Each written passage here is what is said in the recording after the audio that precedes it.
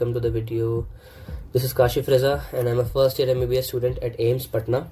हमने एक सीरीज शुरू की थी जिसके अंदर हम आपको ये बता रहे थे कि लास्ट के 15 दिनों के अंदर आपको कैसे कैसे चीज़ें मैनेज करनी है एंड सब्जेक्ट वाइज आपका क्या अप्रोच होगा लास्ट के दिनों में. हमने एक वीडियो इस चीज़ पे ऑलरेडी बना रखी है कि फिजिक्स के, केमिस्ट्री के, बायो के कौन कौन से चैप्टर इंपॉर्टेंट है, उनमें से ज़्यादा सवाल आते हैं, ठीक है ना, और वो ज़्यादा इंपॉर्टेंट है, हमें वो करना है, ठीक है. हमने उसके ऊपर एक वीडियो ऑलरेडी बना रखी है, ठीक है. अब हम यहाँ पे बात करते हैं इनऑर्गेनिक केमिस्ट्री के बारे में, ठीक है ना. मुझे भी इससे बहुत डर लगता था कि यार ये क्या ही चीज़ है, खाली रटना है, कुछ इसमें कंसेप्चुअल समझ नहीं आता है. बट ऑनेस्टली स्पीकिंग तुम्हारा एक होता है फाउंडेशन. फाउंडेशन का मतलब क्या होता है कि वो चीज़ें जो है ना तुम्हारा बेस फॉर्म करती है ऑर्गेनिक केमिस्ट्री की. अगर तुम्हें वो चीज़ आती है तो तुम बाकी की चीज़ें आराम से समझ सकते हो. सबसे पहला आता है तुम्हारा पीरियोडिक टेबल, ठीक है. देखो पीरियोडिक टेबल का क्या है, हम लोग बचपन से पढ़ते हुए आए थे, ठीक है. बट यहाँ पे हमें ऑर्बिटल्स के बारे में जानना होता है, ठीक है ना. SPDF कैसे बनता है उसके बारे में जानना होता है. और देखो अगर तुमने इसके बारे में अच्छे से पढ़ लिया ना तो ये चीज़ तुम्हें आगे चल के इसमें भी हेल्प करेगी, ठीक है. ब्लॉक केमिस्ट्री में भी चीज़ें तुम्हें बहुत आसान हो जाएगी क्योंकि तुम यहाँ से सीख लोगे ना कि इलेक्ट्रोनिगेटिविटी कैसे मेजर करते हैं, ठीक है. फिर उसके बाद आयनिक पोटेंशियल क्या होता है, फिर उसके बाद जो तुम्हारा इलेक्ट्रॉन एफिनिटी है उसका वो क्या है. तो तुम इन सबका ऑर्डर अगर तुम यहाँ से मैकेनिज्म सीख जाते हो क्यों होता है तो तुम इन सबका बता सकते हो आराम से, ठीक है. ग्रुप वाइज कैसे डिफर करता है बाकी चीज़ें, ठीक. तो पीरियोडिक टेबल ऐसे हो गया. अब देखो ये जो तुम्हारे येलो ब्रैकेट्स के अंदर इंक्लोज है ना जितने भी चीज़ें वो तुम्हें NCERT से करनी है. टेक्निकली तुम्हें सारी इनऑर्गेनिक NCERT से ही करनी चाहिए. बट कौन कौन सी ऐसी चीज़ें हैं जो तुम्हें मस्ट NCERT से करनी ही करनी है, उनमें एक आता है तुम्हारा पीरियोडिक टेबल, ठीक है. इसके अंदर जो भी चीज़ें तुम्हारी स्टार्टिंग से दे रखी है, जो साइंटिस्ट वाला पार्ट, ठीक है, लोथर मेयर कर्व हो गया, तुम्हारा न्यूलैंड लॉ ऑफ ऑक्टेव्स हो गया. तो बात वही है कि NCERT के अंदर तुम्हें क्या क्या चीज़ें पढ़नी है अभी इस टाइम पे, ये तो मस्ट है, तुम्हें पढ़ना ही पढ़ना है, ठीक है. पीरियोडिक टेबल हो गया तुम्हारा. पीरियोडिक टेबल के बाद तुम आते हो केमिकल बॉन्डिंग पे. अब देखो यार केमिकल बॉन्डिंग जो है ना ये इतना ज़्यादा इंपॉर्टेंट चैप्टर है, मैं क्या ही बताऊँ तुम्हें. अगर तुम्हें केमिकल बॉन्डिंग आता है ना तो तुम्हें कोऑर्डिनेशन कंपाउंड आता है, तुम्हें पूरी की पूरी इनऑर्गेनिक आती है ऑलमोस्ट, तुम्हें ऑर्गेनिक केमिस्ट्री आता है, ऑर्गेनिक केमिस्ट्री के अंदर जो भी बॉन्डिंग होती है, जो भी चीज़ें होती है तुम्हें वो आता है. तो chemical bonding is the most important chapter और इससे काफ़ी सवाल आते हैं. मतलब कभी कभी तुम्हारे 4 से 5 सवाल आ जाते हैं सिर्फ एक चैप्टर से, ठीक है ना. तो ये है तुम्हारा केमिकल बॉन्डिंग. उसके बाद आता है रिडॉक्स रिएक्शन. कई कोचिंग में क्या करते हैं इसे स्टोइकोमेट्री की तरह पढ़ा देते हैं. स्टोइकोमेट्री क्या होता है तुम्हारा, जब तुम्हें मोल कॉन्सेप्ट पढ़ा रहे होते हैं ना तो मोल कॉन्सेप्ट पढ़ाते टाइम में तुम्हें ये भी पढ़ा दिया जाता है. तो इसके अंदर जो भी तुम्हारा रिडॉक्स रिएक्शन होता है, ठीक है, जो एन फैक्टर होता है, ठीक है, ये सब निकालना इंपॉर्टेंट है. इनको सीख जाओ तो सही रहेगा. इसके अलावा बात करते हैं हम लोग ब्लॉक केमिस्ट्री की. लास्ट के टाइम पे देखो ब्लॉक केमिस्ट्री के अंदर तुम्हें सबसे ज़्यादा इंपॉर्टेंट है तुम्हारा P ब्लॉक. 3 स्टार लगा लो इसमें. फिर दूसरा इंपॉर्टेंट है S ब्लॉक. फिर उसके बाद है तुम्हारा D ब्लॉक. मैं ये नहीं कह रहा D ब्लॉक इंपॉर्टेंट नहीं है या F ब्लॉक इंपॉर्टेंट नहीं है, ठीक है ना, इंपॉर्टेंट है. बट लास्ट के टाइम को देखते हुए तुम्हें क्या चीज़ें ज़्यादा अच्छे से पढ़नी चाहिए मैं उसकी बात कर रहा हूँ, ठीक है. इसके अंदर तुम्हें क्या करना है, इनके अंदर तो देखो तुम्हें गारंटीड है कि NCERT पढ़नी ही पढ़नी है. अब ब्लॉक केमिस्ट्री के बाद आता है तुम्हारा अदर्स, मतलब जो बच गया अब, ठीक है. इसके अंदर आता है तुम्हारा एक हाइड्रोजन, बहुत छोटू सा चैप्टर है, तुम आराम से इसको 2 घंटे के अंदर फिनिश कर सकते हो. कोऑर्डिनेशन कंपाउंड यार देखो इसका तुम 1 शॉट वीडियो देख लेना, ठीक है. और 1 शॉट वीडियो तुम इनमें किसका देखोगे, तुम इसमें देख लेना पंकज सर केमिस्ट्री, ठीक है. और इनका पुराना जो लेक्चर इन्होंने डाल रखा है ना, इनका खुद का चैनल था उसके ऊपर तुम वो देख सकते हो, ठीक है. वरना उम्मीद के ऊपर अमित सर ने भी पढ़ाया है, तुम उनका भी देख सकते हो, ठीक है ना. उम्मीद पे, उम्मीद क्या है तुम्हारा PW का है, ठीक है. अपार्ट फ्रॉम दैट मेटलर्जी है तुम्हारा, आइसोलेशन ऑफ मेटल वाला चैप्टर, ये इंपॉर्टेंट है बट NCERT से कर लेना है इसको. और NCERT के स्टार्टिंग में इसमें बहुत कचरा लिखा हुआ है, तुम्हें वो पूरा याद नहीं करना है, ठीक है. एनवायरमेंटल केमिस्ट्री लास्ट में टाइम मिले तो देख लेना, ऐसे सवाल आ जाते हैं कभी कभी, ठीक है. अब देखो बात यह है ना कि NCERT अगर तुम्हें पढ़नी है तो NCERT के अंदर करना क्या है. थ्योरी अगर तुम्हें आती है NCERT को जस्ट बहुत तेज रीडिंग लगाना है, ठीक है. टारगेट ये करना है कि 1 घंटे में पूरा चैप्टर कर लेना है. अब तुम करोगे क्या, 1 घंटे के अंदर तुम एक एक लाइन रटोगे नहीं. पहली चीज़ तो ये, जो चीज़ तुम्हें नहीं दिखे चुपचाप एक अपना हाईलाइटर लेके बैठो, हाईलाइट कर लो. कोचिंग में कुछ ना कुछ तो पढ़ा होगा या फिर तुमने नोट्स अगर बनाए होंगे या कभी भी पढ़ा होगा, कुछ ना कुछ तो पढ़ा होगा ना. NCERT क्लास में सिर्फ हाईलाइट कर लो, हाईलाइट कर लो, हाईलाइट कर लो, हाईलाइट कर लो, है ना. अभी 10 दिन के अंदर ये सारा काम कर लो ताकि बचे हुए 7 दिन के अंदर सिर्फ वो हाईलाइटेड पार्ट तुम रिवाइज करो, ठीक है. NCERT हो गया. NCERT का तुम्हारा जो बैक क्वेश्चन है, ठीक है ना, बैक क्वेश्चन तुम्हें रिवाइज करने हैं. बैक क्वेश्चन के थ्रू हम क्या करते हैं ना, जो तुम्हारा NCERT के पीछे में चीज़ें दे रखी होती है, ठीक है, जो चीज़ें पीछे में दे रखी होती है वो इंपॉर्टेंट है. सबसे ज़्यादा इंपॉर्टेंट होता है तुम्हारा इंटेक्स क्वेश्चंस और एग्जाम्पल्स. ये चीज़ें जो है ना भाई एज इट इज़ उठ के आ जाती है एग्जाम के अंदर, ठीक है. लास्ट के टाइम पे मैंने इंटेक्स क्वेश्चन सारे के सारे देख लिए थे, जो भी एग्जाम्पल्स थे मैंने सारे के सारे देख लिए थे. इनऑर्गेनिक के जो भी ये चीज़ें होती बहुत आराम से हर चीज़ आ जाता है, ठीक है ना. कि मतलब DNF ब्लॉक का भी कोई सवाल था शायद, वो भी आ गया था. तो होता ही है ना कि अगर तुम्हारा DNF ब्लॉक हो गया या ब्लॉक केमिस्ट्री का कोई भी चैप्टर हो गया है एंड जो भी मैंने ऐसे ब्रैकेट्स में डाल रखे हैं उनका कोई भी सवाल होगा ना तो मैं तुम्हें ऑलमोस्ट कहीं ना कहीं ये चीज़ अश्योर कर सकता हूँ कि वो इंटेक्स्ट क्वेश्चन से, एग्जाम्पल से या बैक क्वेश्चन से ही होगा. और यार एक और चीज़, ये चीज़ हम बहुत इग्नोर करते हैं, जो NCERT के टेबल्स हैं, बहुत इंपॉर्टेंट है, ठीक है ना। टेबल्स हमें अच्छे से करना है क्योंकि टेबल से सवाल आ जाते हैं, ठीक है। एज इट इज सवाल आ जाता है टेबल से। टेबल के अंदर जो तुम्हारा डेटा दिया हुआ रहता है उससे तुम्हारा ऑर्डर आ जाता है, ठीक है ना। ये बताओ वो बताओ, ठीक है ना। बात यह है कि अगर तुमने पहले पढ़ रखा है हर जगह से तो वेल एंड गुड। तुम्हें कोई भी नई चीज़ दिखे, ठीक है ना, तो उसको क्या कर लेना है, उसको हाईलाइट कर लेना है, ठीक है, ताकि तुम लास्ट के टाइम पे क्या कर सको, तुम रिवाइज कर सको, ठीक।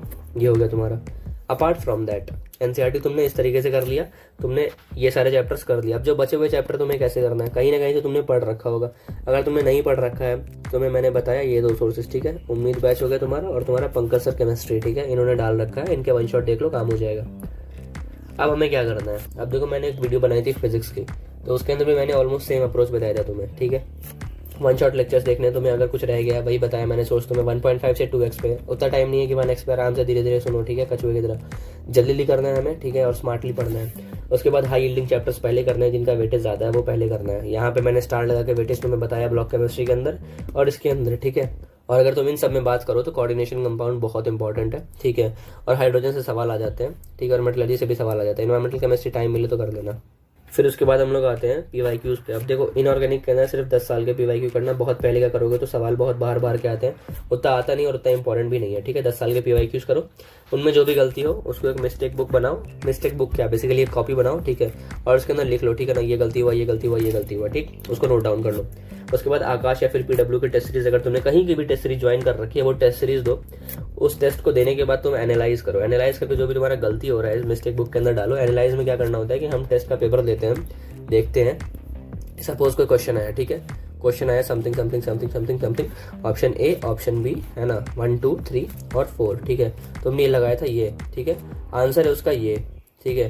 तो तुम क्या करोगे, देखोगे कि 2 आंसर क्यों है, ठीक है, और उसके बारे में लिखोगे और तुम देखोगे 1 आंसर क्यों नहीं है। अगर 1 इस क्वेश्चन का आंसर नहीं है तो 1 किस क्वेश्चन का आंसर होगा, ठीक है ना, ये चीज़ देख लेना। सपोज अगर तुमसे पूछा जाता है कि पूरे पीरियोडिक टेबल के अंदर हाईएस्ट आयोनिक पोटेंशियल किसका है, ठीक है, तुमसे ये पूछा जाता है और ऑप्शन 1 में कुछ और दे रखा है, 2 आंसर है, तो 2 का आयोनिक पोटेंशियल पूरे पीरियोडिक टेबल में हाईएस्ट है और 1 में कुछ दे रखा है, तो 1 किस चीज़ से रिलेट कर सकते हो सकता है 1 का पूरे पीरियोडिक टेबल में हाईएस्ट इलेक्ट्रोनेगेटिविटी हो सकता है 3 नंबर का पूरे पीरियोडिक टेबल में हाईएस्ट इलेक्ट्रॉन एफिनिटी हो। तो तुम इस तरीके से भी चीज़ें कर सकते हो कि तुम एक क्वेश्चन से तुम 4 चीज़ें सॉल्व कर रहे हो, ठीक है। उसके बाद हम लोग बात करते हैं शॉर्ट नोट्स की, ठीक है। अगर तुमने शॉर्ट नोट्स बना रखे हैं, आई डोंट एक्सपेक्ट कि तुम एस ब्लॉक बी ब्लॉक के शॉर्ट नोट्स बनाए हुए होगे तुमने।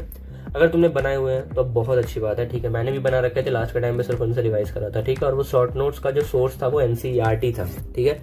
शॉर्ट नोट्स तुमने बना रखे होंगे, उससे रिवाइज करो और मिस्टेक बुक से रिवाइज करो। ये मिस्टेक बुक कौन सी मिस्टेक बुक है, वही मिस्टेक बुक है जिसके अंदर तुमने टेस्ट की चीज़ें डाली थी, ठीक है, जिसके अंदर तुमने पीवाईक्यूज की चीज़ें डाली थी। तुम्हें 10 साल की जो भी गलतियां हैं और तुम्हें 10 साल के जो भी सवाल थे तुमने सब सॉल्व कर लिया।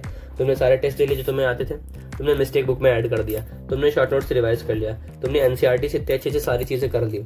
अब तुम मुझे ये बताओ कि इनऑर्गेनिक के अंदर अगर कुछ भी आएगा तो तुम छोड़ कर आओगे क्या, या तुमसे गलती होगी? कोई चांस ही नहीं है यार। देखो हर सब्जेक्ट का कुछ ना कुछ खासियत होता है, हर सब्जेक्ट के अंदर कुछ ना कुछ ऐसी चीज़ होती है जो उसके लिए ही यूनिक होती है।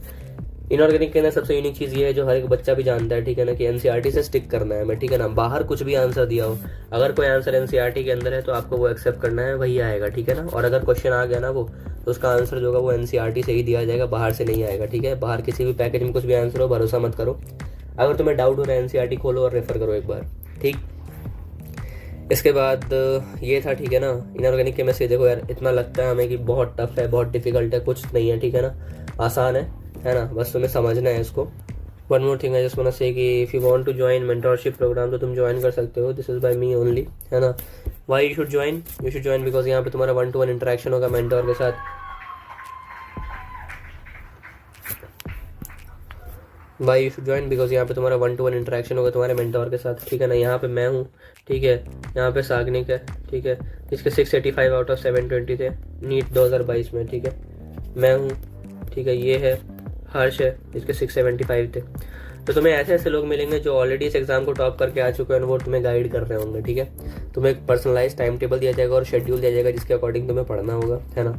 माइंड मैप्स होंगे क्विक रिवीजन के लिए, माइंड मैप, शॉर्ट नोट्स, तुम जो भी बोल लो, हमारे बनाए हुए, है ना। संडे को आपके लाइव स्ट्रीम होगा, ठीक है। और अभी लास्ट का टाइम चल रहा है तो हम लोग अभी सिर्फ संडेज को नहीं कर रहे हैं, हमने आपको प्रॉमिस करा था कि हम वीक के अंदर 1 दिन करेंगे, ठीक, और हम अब 2 से 4 दिन कर रहे हैं, ठीक है ना, हफ्ते के अंदर, ठीक है। हमारा खुद का कॉलेज अभी इतना हेक्टिक चल रहा है बट स्टिल हम आपके साथ 2 से 4 बार इंटरेक्ट करेंगे बिकॉज अभी लास्ट का टाइम है, लास्ट के टाइम पे सबसे ज़्यादा ज़रूरत होती है। उसके बाद टेलीग्राम ग्रुप है मेंटीज के लिए जहाँ पे आप बात कर सकते हो, जो भी डाउट्स है वो पूछ सकते हो। इससे आपको कैसे मिलेगा, आपको काशिफ रज़ा एम्स चैनल पे जाना है, टेलीग्राम पे उसको ज्वाइन करिए, है ना, वहाँ पे जाके बोलिए अगर आपको चाहिए तो, वरना आप इंस्टाग्राम पे आप मैसेज कर सकते हो। आप इंस्टाग्राम पे @medmentors पे जाके टेक्स्ट कर सकते हो, ठीक है ना, that I want to join. फिर वहाँ से we will take care of the things further. यही है ना। बाकी पढ़ते रहो यार, इनऑर्गेनिक केमिस्ट्री इतना भी कुछ नहीं है जिससे डरने की चीज़ है, ठीक है। बहुत लोग इसमें बहुत अच्छा स्कोर करते हैं, ठीक है। मेरे शायद 2 सवाल गलत हुए थे इनऑर्गेनिक केमिस्ट्री के अंदर, बाकी जितने हुए थे सारे के सारे सही हुए थे, वो भी मैंने इसलिए मिस्टेक कर दिया था, है ना। आपको वो चीज़ नहीं करनी है, ठीक है। और लगे रहो यार, लास्ट का टाइम है, बस करते रहो, ठीक है ना। बाकी ऑल द वेरी बेस्ट, है ना, एंड परेशान नहीं होना, लास्ट में सब अच्छा होगा, ठीक है।